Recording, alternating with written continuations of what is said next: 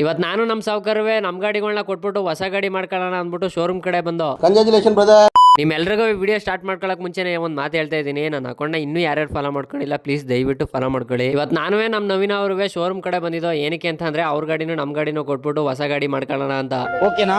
Showroom ಒಳಗೆ ಹೋಯ್ತಿದ್ದಂಗೆನೆ ಹೊಸದಾಗಿ ಬಿಟ್ಟಿರೋ ಡೈನಾ smart ಗಾಡಿನ ತೋರಿಸ್ತಾ ಇದ್ರು. ನಾವು ಅದ್ರ ರಿವ್ಯೂ ಎಲ್ಲ ನೋಡ್ತಾ ಇದ್ದೋ. ನನಗೇನೋ ಈ ಗಾಡಿ ಎಲ್ಲ ಇಷ್ಟ ಆಯ್ತು, ಆದ್ರೆ ನಮ್ಮ ನವೀನ ಅವ್ರಿಗೆ ಯಾಕೋ ಈ ಗಾಡಿ ಇಷ್ಟ ಆಗ್ಲಿಲ್ಲ. ಏನಕ್ಕೆ ಅಂತ ಅಂದ್ರೆ ಅವ್ರಿಗೆ ಮಾಡಿದ್ರೆ ಆನೆ ತರ ಇರೋ ಗಾಡಿ ಮಾಡ್ಬೇಕಂತ. ಅದಕ್ಕೆ ಇಷ್ಟೊತ್ ಕಂಡ ನಾನು ಹೇಳಿದೆಲ್ಲ ಸುಳ್ಳು ಅಂತ ಗೊತ್ತಾದ್ರೆ ನಿಮ್ ರಿಯಾಕ್ಷನ್ ಹೆಂಗಿರುತ್ತೆ ಹೇಳಿ?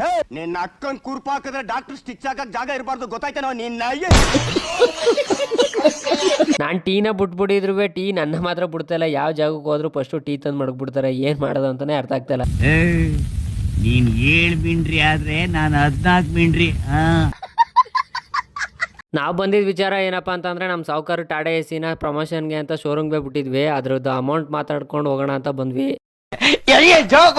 ನಮ್ಮ ಮನೆಗೆ ಲಕ್ಷ್ಮಿ ತರ ನಮ್ ಗಾಡಿ ಬಂದೈತೆ. ಆ ಗಾಡಿಲೇ ದುಡ್ದ್ಬಿಟ್ಟು ಸಂಪಾದನೆ ಮಾಡಿದ್ರೆ ಸಾಕು. ಹಂಗೂ ಏನಾದ್ರು ನಾವು ಗಾಡಿ ಮಾಡ್ಬೇಕು ಅಂದ್ರೆ ಇನ್ 2 ವರ್ಷದಲ್ಲಿ ಏನಾದ್ರು ನಮ್ ಸಾಲ ಎಲ್ಲ ತೀರಿ ನಮ್ ಮನೆಗಿನೇ ಎಲ್ಲ ರೆಡಿ ಆಗ್ಬಿಟ್ರೆ ಪಕ್ಕ ಈ ಶೋರೂಮ್ ಅಲ್ಲಿ ದೊಡ್ಡ ಗಾಡಿ ಮಾಡೇ ಮಾಡ್ತೀನಿ ಗುರು.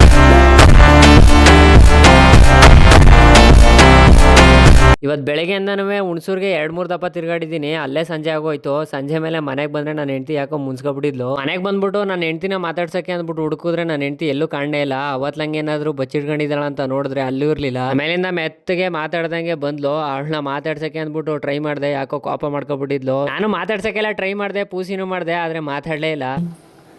ಮಾತು ನೀನೆ ಮನಸ್ಸೆಲ್ಲ ನೀನೆ. ಯಾಕೆ ಕೋಪ ಯಾಕೆ? ಸ್ಮೈಲ್ ಮಾಡಮ್ಮ. ಯಾಕೆ smile? No smile. If you smile not smile. ಯಾಕೆ ಈ ಹೆಣ್ಮಕ್ಳು ಕೋಪ ಮಾಡ್ಕೊಂಡಾಗ ಸಮಾಧಾನ ಮಾಡೋದು ತುಂಬಾ ಕಷ್ಟ ಗುರು. ಅದಕ್ಕೆ ನಾನು ಜಾಸ್ತಿ ಸಮಾಧಾನ ಮಾಡಕ್ ಹೋಗ್ಲಿಲ್ಲ, ಜಾಸ್ತಿ ಮಾತಾಡ್ಲಿಲ್ಲ, ಸುಮ್ಮನೆ ಸೈಲೆಂಟ್ ಆಗಿ ಬಂದ್ಬಿಟ್ಟೆ. ಇವತ್ತಿನ ಕತೆ ಇಷ್ಟೇ. ಸಿಗುವ ಮತ್ತೆ.